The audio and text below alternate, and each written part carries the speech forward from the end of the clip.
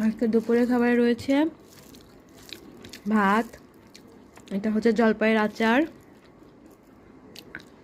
আর এটা হচ্ছে ডিম ডাল আলু ঘাটি। এটা উত্তরবঙ্গের স্পেশাল খাবার।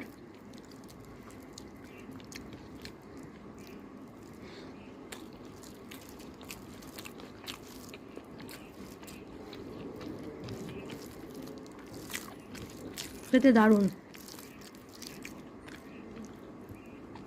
একটু করে আচার নিলাম,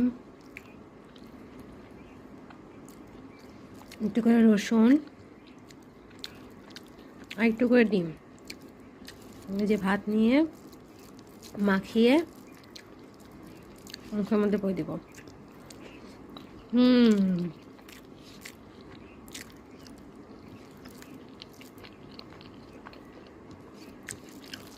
সব কিছুর ফ্লেভার একসাথে মিশে মুখের মধ্যে ব্লাস্ট হচ্ছে।